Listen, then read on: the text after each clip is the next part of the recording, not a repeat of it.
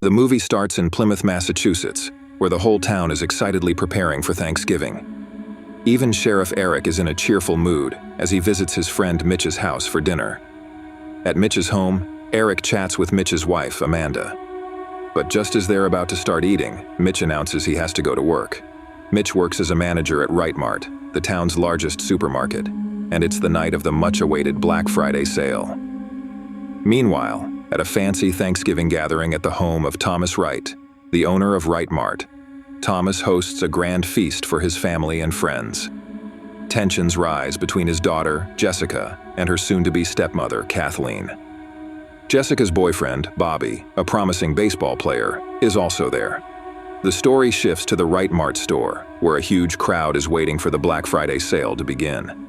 At Thomas's home, Jessica's friends, Evan, Gabby, Scuba, and Yulia, arrive and plan to watch a movie together. On their way, they get stuck in traffic caused of the Black Friday crowd. Evan decides to stop at Right Mart to replace his old phone, and since Jessica is the owner's daughter, they enter through the back door. Inside, Jessica runs into her friend Ryan, who has a crush on her, but Bobby intervenes and takes her away. Meanwhile, outside the store, the waiting crowd grows impatient. Lonnie, a rival student, spots Jessica and her friends inside the store and stirs up the crowd. The barrier breaks, and chaos erupts as people rush to get inside. The stampede gets out of control. Amanda is tragically killed when a shopping cart injures her, and Bobby's arm is broken. Sheriff Eric fires a warning shot to stop the madness, but not before several injuries and deaths occur. The story then jumps to a year later, on the eve of Thanksgiving. A video of the stampede has gone viral, and protests against Right Mart's Black Friday sale are widespread. Mitch, who lost Amanda, is among the protesters.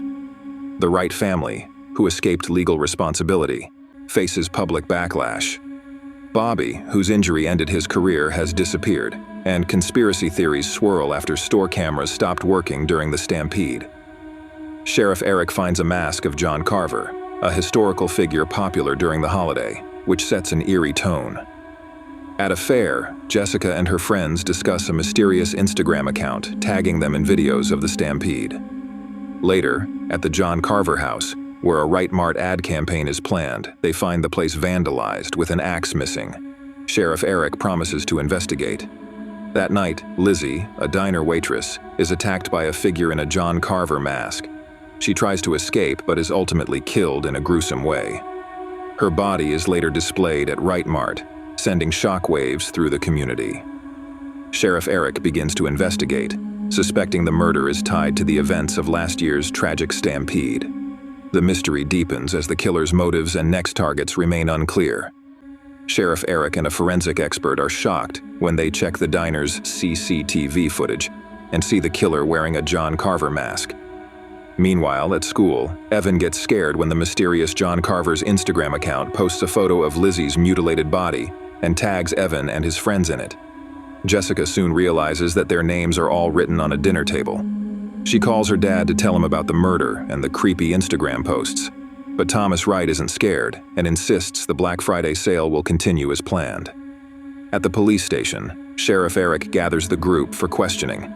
He asks Jessica to share any clues she may have, but she doesn't say anything. Outside, Jessica runs into Bobby, who's back in town to help his uncle. Bobby admits that when he broke his arm, he blamed Jessica for bringing him to the store, which is why he ignored her for a year. But now he feels bad about it. Jessica then reveals some secret information. Her stepmother, Kathleen, deleted the security footage because she feared lawsuits. However, there is backup footage on her dad's computer, and Jessica plans to get it. As they talk, Ryan shows up and kisses Jessica on the cheek, making Bobby jealous. Later, we see Manny, a security guard who was at the store during the chaos. He's scared and packing to leave town. But just as he's about to go, he finds a John Carver mask on his couch. He tries to intimidate the killer with a bat, but it doesn't work. The killer kills Manny and then places his head and Lizzie's body on the dinner table. The next morning, Jessica is horrified to see the killer has posted pictures of his victims on Instagram. Fearing she might be next, she retrieves the security footage from her dad's computer to give it to Sheriff Eric. Meanwhile, Ryan is seen outside her house, watching her. Next, we see Lonnie, the the student who helped start the stampede last year. He's at the gym, training his juniors. Later, he and his girlfriend go to a quiet room. She gets on a trampoline and begins to undress, but the killer sneaks up behind Lonnie and breaks his neck.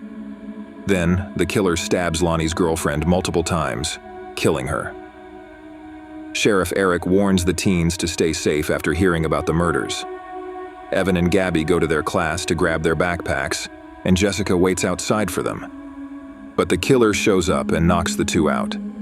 Jessica receives a message from Gabby telling her to come to them. When Jessica goes to check on them, the killer attacks her and she runs away. She hides in a science lab, but the killer finds her. She manages to temporarily blind him with hairspray and runs outside, where the sheriff and others calm her down. She begs Eric to save her friends, but the killer is nowhere to be found.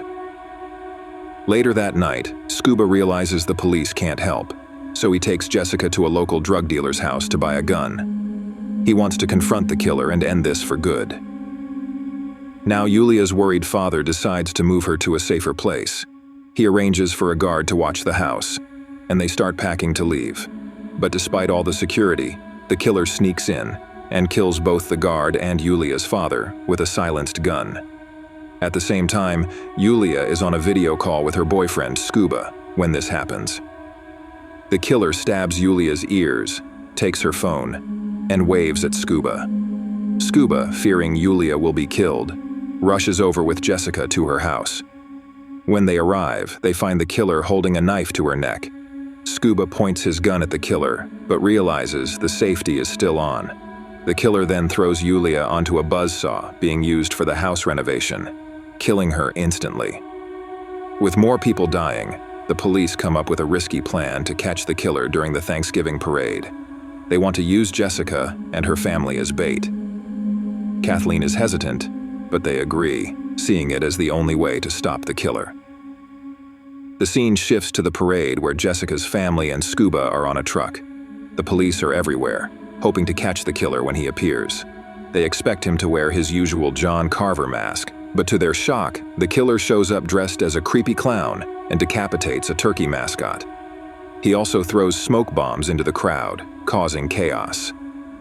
Jessica's family and Scuba try to run, but the killer gets into their car, tranquilizes them, and takes them away. When Kathleen wakes up, she finds the killer is cooking her like a turkey. While he checks the oven, she manages to escape. Kathleen hides behind a wall, but the killer stabs the wall with a garden fork. Eventually, he catches her and throws her into an oven, cooking her to death.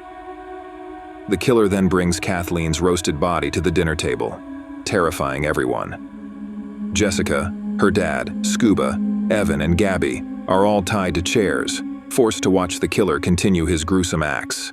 The killer first grabs a hammer, starts an Instagram live feed, and brutally kills Evan. Then, he cuts a piece of Kathleen's cooked flesh and tries to feed it to Thomas Wright. During this, Jessica frees herself with a ring she got from a local drug dealer. She secretly hands it to Scuba, who also escapes. Together, they attack the killer and lure him away from the dinner table. They run through tunnels and reach the John Carver house. Scuba is injured when the killer slashes his arm, but Jessica escapes through the back door. The killer follows her, leaving Scuba behind.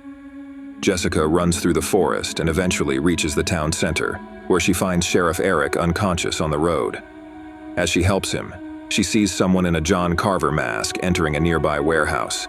Thinking it's the killer, she grabs the sheriff's gun and goes inside. To her surprise, she finds Bobby, not the killer.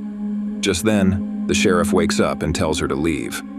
3 gunshots are heard from inside, and the sheriff says he shot Bobby, but Bobby managed to escape. The police arrive and tell Jessica that her friends and dad have been rescued. After they leave, the sheriff promises to find Bobby and arrest him. But Jessica notices brambles on his shoes, the same plants she saw in the woods.